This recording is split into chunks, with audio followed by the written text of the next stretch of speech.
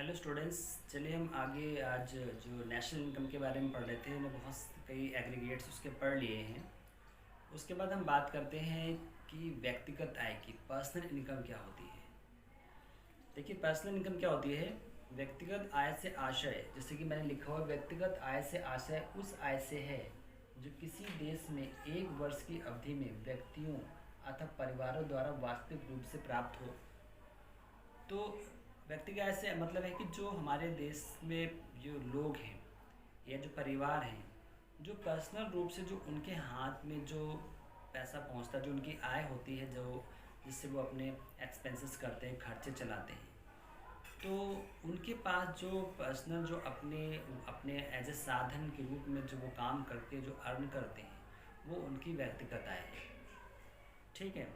अब इसको हम अगर चाहें तो एक सूत्र के रूप में भी लिख सकते हैं, लेकिन इसको एक सूत्र के रूप में समझ लेते हैं। क्या लिखा हुआ है? व्यक्तिगत आय बराबर राष्ट्रीय आय माइनस निगम कर माइनस अवतरित लाभ माइनस सामाजिक सुरक्षा माइनस अंशदान प्लस अंतरण भुगतान।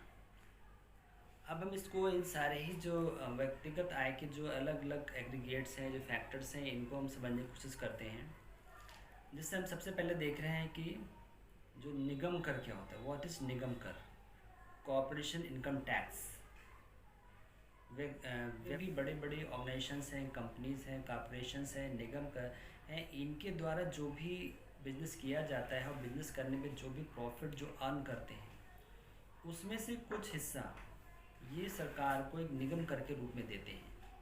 तो इसलिए ये व्यक्तिगत रूप से आय में हमें प्राप्त नहीं होता है व्यक्ति को, तो इसलिए इसको वहाँ से इसको घटा देते हैं निगम कर के रूप में। दूसरा हमारा जो है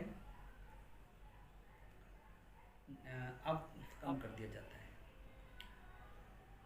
जो कॉर्पोरेशंस हैं, जो कंपनीज़ हैं, वो क्या करती हैं, जो भी उनको प्रॉफिट होता है उसमें से कुछ हिस्सा वो डिस्ट्रीब्यूट नहीं करते। कुछ जो प्रॉफिट होता है वो अपने जो एम्प्लॉयज़ हैं उनमें डिस्ट्रीब्यूट ना करके उसको री इन्वेस्ट कर देते हैं अपनी ऑर्गेनाइजेशन में।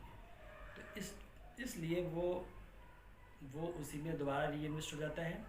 इसलिए उसको हम राष्ट्रीय आय से घटा देते हैं। तो उससे क्या होता है कि हमें व्यक्तिगत आय की गणना करने में एक हमारे जो आंकड़े आते हैं वो सही आते हैं, क्योंकि जो भी आवर्तित लाभ है, अनडिस्ट्रीब्यूटेड इनकम है, वो किसी भी तरह से किसी में डिस्ट्रीब्यूट नहीं की जाती है, इसलिए वो राष्ट्रीय आय से तो घटा दिया जाता है। उसके बाद है सामाजिक सुरक्षा कटौतियाँ। सामाजिक सुरक्षा कटौतियाँ का मतलब है कि सामाजिक सुरक्षा हेतु जो कटौतियाँ प्रोविडेंट फंड व पेंशन फंड आदि के रूप में की जाती हैं, उन्हें कभी राष्ट्रीय आय में से व्यक्तिगत आय निकालते हुए घटा दिया जाता है, क्योंकि व्यक्तियों को आय इन कटौतियों से कम हो जाती है। अब जैसे कि जो एम्प्लॉयज़ होते हैं, जो कहीं वर्क करते हैं, चाहे वो प्राइवेट ऑर्गेनाइजेशन में हो, सरकारी संस्थाओं में हो, तो उनको जो भी फंड मिलते हैं, जो भी पेंशन मिलती है, जो पीएफ अकाउंट है, तो वो भी हिस्सा जो होता है वो उनको उस समय प्राप्त नहीं होता है, तो वो वहाँ से उनकी जो राष्ट्रीय आय वहाँ से घटा दिया जाता है।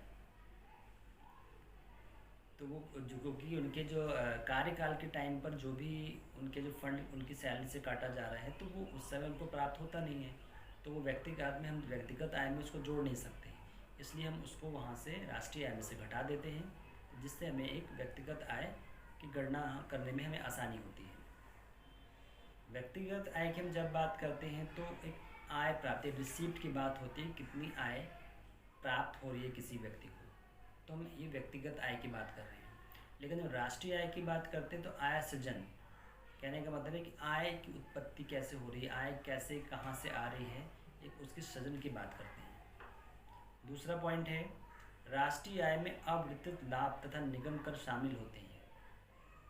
राष्ट्रीय आय में जो अनडिस्ट्रीब्यूटेड जो प्रॉफिट्स होते हैं या जो निगम कर होता है, कॉर्पोरेशन टैक्स, वो शामिल होता है, जबकि व्यक्तिगत आय में इसको हम शामिल नहीं करते, इसको हम घटा के ही निकालते हैं। थर्ड है, राष्ट्रीय आय में केवल साधन आय शामिल की जाती है। इसके विपरीत व्यक्तिगत आय में साधन आय तथा हस्तांतरण भुगतान दोनों शामिल किया जाता है।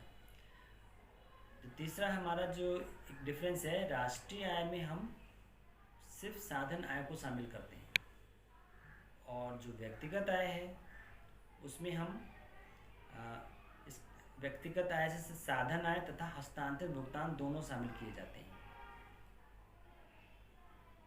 व्यक्तिगत आय में जो साधन आय और जो हमारा हस्तांतरण भुगतान है, ट्रांसफ़र पेमेंट, इसको भी इसमें शामिल। चलिए अब नेक्स्ट जो पॉइंट है हमारा, हरित राष्ट्रीय आय, green national income. Green national income क्या होती है? जैसे कि हमने देखा, हरित राष्ट्रीय आय वह राष्ट्रीय आय है जो शुद्ध राष्ट्रीय आय एवं प्राकृतिक साधनों के शोषणों तथा पर्यावरण दूषित होने के परिणामों को ध्यान में रखती है। कहने का मतलब है कि जैसे कि हमारे देश में जो भी उत्पादन होता है वस्तुओं और सेवाओं का, तो बहुत से उद्योग, बहुत से कारखाने, बहुत सी फैक्ट्रीज ऐसी हैं कि उन वस्तुओं का उत्पादन करने में जो प्रदूषण हो रहा है, जो जो पर्यावरण का नुकसान हो रहा है, इन चीज़ों को ध्यान में रखते हुए कि हम कैसे किसी वस्तुओं और सेवाओं का उत्पादन करें कि